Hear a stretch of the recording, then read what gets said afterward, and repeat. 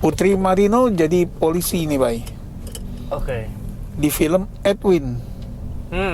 Lagi ya. Kepala dan tubuhnya terdiri dari dua orang yang berbeda. The Talkies. Ngomongin film bersama Bayu dan Edoy. Oke, Kabut Berduri. Ini genre yang langka banget di Indonesia ya. Jadi misteri pembunuhan, thriller nih. Thriller ya. Misteri pembunuhan yang settingnya juga langka di Kalimantan. Perbatasan dengan Malaysia. Yeah. Tuh, jadi ditemukan serangkaian satu-satu tapi ya, serangkaian mayat tanpa kepala gitu. Atau kepalanya dipisah lah, nanti ketemu juga kan kepalanya sebetulnya. Kayak gitu. Terus si Putri Marino nih Sanja, polisi dari Jakarta didatengin nih ya untuk bantu investigasi ini. Nah kemudian tapi karena ini lokasinya di pedalaman suku Dayak gitu ya, jadi ada elemen mistisnya di sini. Ya gitu. kayak misalnya mayat tanpa kepala tuh kan maksudnya pihak Dayak tuh bukan sesuatu yang unfamiliar. Iya, gitu. Jadi dicampur nih gitu ya. Nah itu sih yang bikin menarik. Yang membuat rumit adalah itu karena ada siluman atau apa ya? mitos sebetulnya Mitos. gitu bahwa dulu ada tokoh namanya Ambong. Tokoh komunis katanya. Nah dia bersembunyi di hutan dan konon sampai sekarang tuh masih ada gitu. Jadi masyarakat sana masih sebagian menganggap bahwa ini bukan kejahatan biasa tapi si Ambong pelakunya. Ya, walaupun mungkin dia nggak berupa manusia lagi. Gitu. Nah itu tuh yang gitu. Bisa jadi kenapa itu nggak kelar gitu. Nah tapi ternyata di sini juga disinggung unsur human trafficking, Bay. Oke. Yeah. Gitu loh. Campur-campur lah di sini semua social commentary juga ya gitu ya. Misalnya kayak Panca itu polisi, komandan polisi yang diperankan Lukman Sardi. Dia kalau apa-apa kembali ke birokrasi gitu loh. Sebetulnya untuk ngelempar tanggung jawab gitu kan. Atau polisi yang memang udah terima amplop secara rutin. Gitu. Semua dicampur di situ. Menarik banget gitu. Nah, menurut lo gimana, Bay? Iya, pas gue nonton di Netflix, gue awalnya tuh dapat kayak vibe Angel Heart, film tahun 80-an ya. 87 yang masuk ke hutan juga, terus ada elemen supranaturalnya juga. Si Mickey Rourke sama Lisa Bonet sama Robert De Niro yang jadi evil. Lucifer dia kan. Iya. Jadi ada elemen supranatural, ada misteri, detektif, ada hutan, tapi ada supranatural ya betul. Ada voodoo-nya juga. Iya, gue dapet gitu kan? vibe itu karena Dayak yang misteri. Gak tau pas nonton kayak jangan ada inspirasi dari situ. Kalau gue vibe-nya tuh kayak yang gue dapet yang gue rasain pertama kali tuh Memories of Murder. Oh ya? Iya. Jadi karena Pak banyak pembunuhan nggak? Kan pembunuhan berantai. Yang Polisinya itu nggak punya kapabilitas untuk menyelesaikan. Terus didatengin detektif dari Jakarta, dari kota besar kayak gitu. Terus ada fish out of water, ada clash ya karena mereka beda culture gitu.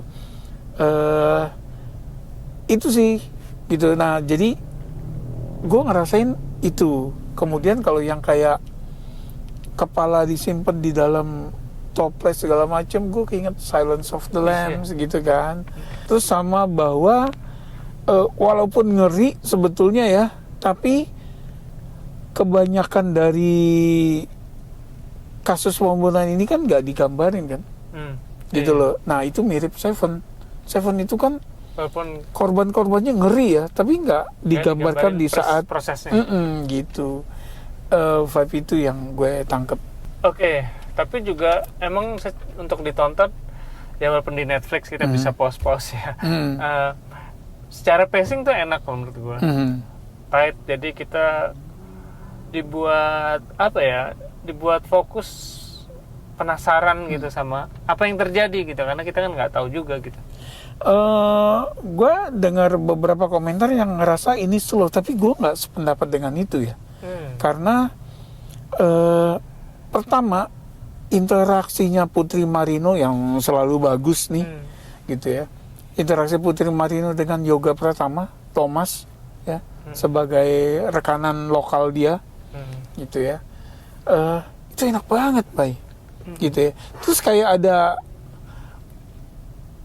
will they, won't they, gitu kan, yang mereka nih bakalan gitu. Karena gue juga mikir pasti ada pengkhianatnya siapa, tapi sebetulnya justru kalau menurut gue, sebagai gue ketika nonton film ini udah bukan lagi fokus ke siapa yang melakukan gitu, itu udah nggak penting jadinya. Kalau gue ya, gue ngerasa nikmatin aja gitu kan, karena konflik culture-nya buat gue lebih menarik ya. Nah terus si karakter Sanja, Thomas, Panca, semua tuh punya baggage.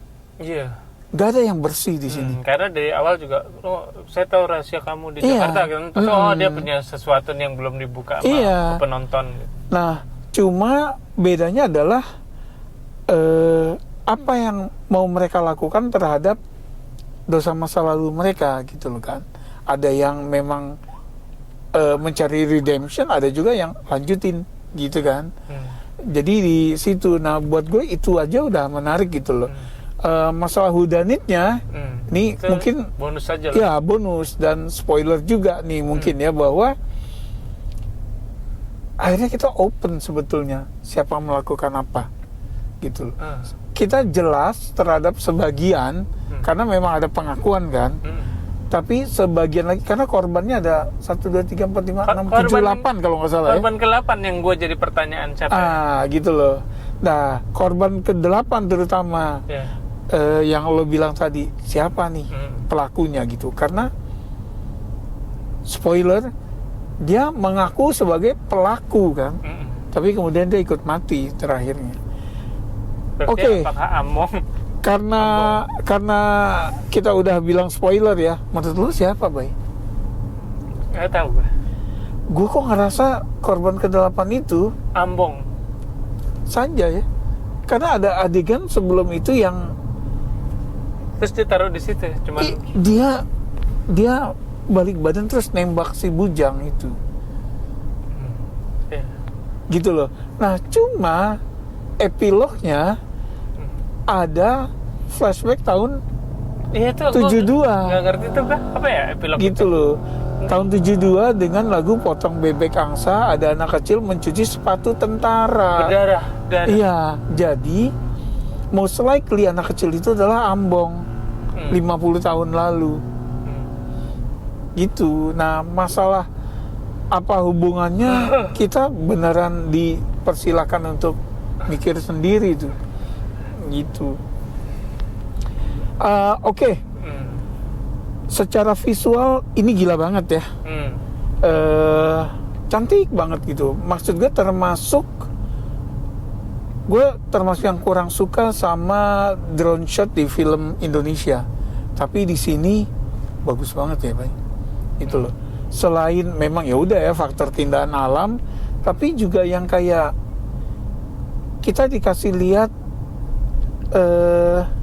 ya kayak kita ada di sana gitu loh, nggak cuma sekedar kasih cantik-cantiknya doang. Oke. Ya, gue suka sih film-film Edwin, termasuk yang seperti Dendam, Rindu Harus Bertuntas, gue juga suka. Ini gue juga suka, jadi belum ada yang gagal nih Edwin. Posesif juga. Wah, suka banget itu. Nah ini jadi kalau waktu kita bahas Heartbreak Motel, wah Laura Basuki, Nirina Zubir, ini kayaknya ada lagi Putri Marino nih, kandidat kuat ya untuk aktris terbaik, karena gila ya, dia tuh meyakinkan banget.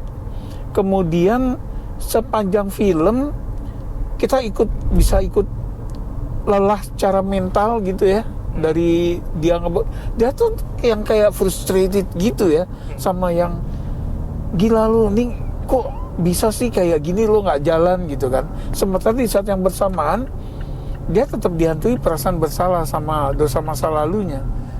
Apalagi ada tokoh Nicholas Saputra tuh yang muncul 2 scene tapi nyebelin dua gitu. Yang bapak kamu ya. Iya, titip katanya gitu loh. Dia tuh muncul 2 kali, bisa-bisanya dua-duanya nyebelin gitu, dan impresinya kuat. Gila tuh memang. Oke, Bay, skor gue 7,5 deh. Oke. Gue di nonton pertama kali dan kayaknya akan nonton lagi nih untuk coba mencari detailnya lagi. 8. Lebih tinggi dari gue. Iya, tumben nih. Gitu. Gue suka banget Bay semuanya gitu loh. Dan gue memang genre ini ketika digarap dengan baik, gue gampang banget ke hook. Gitu.